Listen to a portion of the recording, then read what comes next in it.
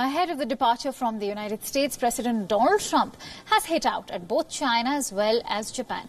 Trump has said that he enjoys a strong hand in the trade war with China. He has indicated that he won't give much ground to China when he holds talks with the Chinese President Xi Jinping at the G20 Summit.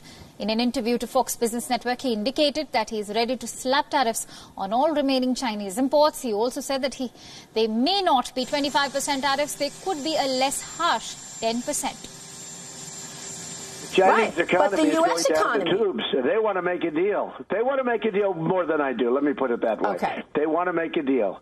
They want to make a deal. So you think they'll agree? We have lost billions and billions and trillions of dollars with China, right? We're now taking in billions and billions of dollars, and I've only done phase one.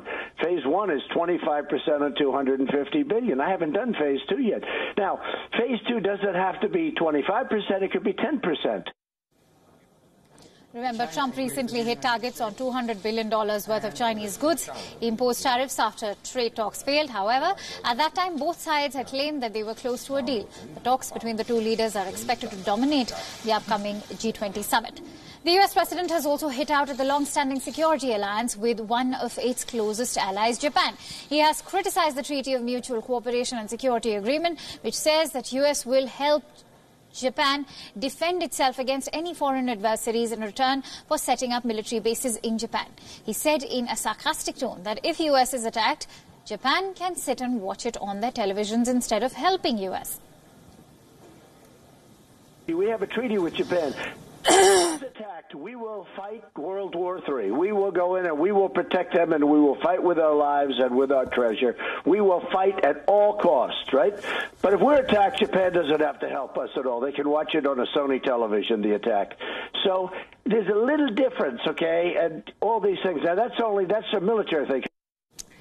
And our principal correspondent, Siddhant Sibbal, has been closely tracking the G20 Summit as he joins me live from Osaka in Japan. Let's quickly go across to Siddhant. Siddhant, a very good morning to you.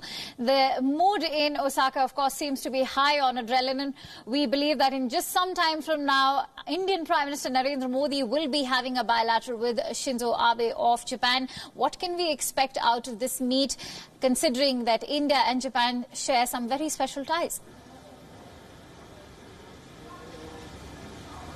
Well, in just 1 hour's time, the Indian Prime Minister will be having his first bilateral meeting with the Japanese Prime Minister Shinzo Abe, with which he shares very close ties. We have seen visuals, whether it's from Varanasi, whether it's from Gujarat, or whether it's from the residence of the Japanese Prime Minister, where the Indian Prime Minister was hosted last year, which is a rare honor for a foreign leader. So clearly, this time around also, we do expect a lot of things to be discussed. We know India and Japan are working on infrastructure projects in third countries, especially in the vicinity of India. Sri Lanka, for example, India, Sri Lanka and Japan have signed just days before this summit. They signed this trilateral MOU of memorandum of understanding to develop the Colombo port. And of course, the Japanese are helping India build its bullet train. So clearly, it's a relationship which is kind of a close relationship, but also a relationship which is a win-win for both of them.